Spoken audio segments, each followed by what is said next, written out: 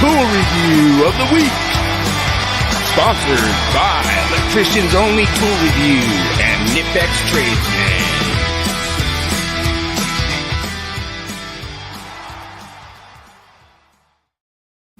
Alright, this one is actually going to be a future myth of the week. And this is like a Milwaukee pipe cutter, battery powered. I don't think I've ever seen this before, and I think it is a relatively new tool. Probably used more for like the plumbers and stuff, but we do use them. I've had times before where I've had to like cut pipes that already has conductors pulled in it, and this is the best way to do it. You can just cut the pipe, pull it out, and then kind of get a file in there, ream it out a little bit, and then get a coupling on there, and then slide it back on without damaging the conductors.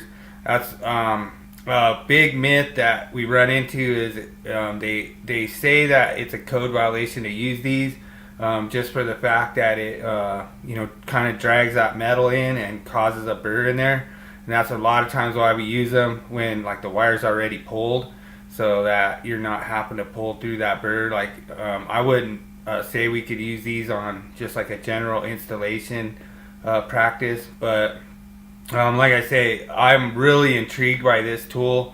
I'm actually thinking I could probably get one of these just for my bag of tricks. If we have a thing, I think it even went up to 2-inch, which that could be really interesting if you have like a 2-inch that's in a tight spot. You could use one of these and just kind of get in there, cut it, pull it out, get the conductors out, and without damaging them.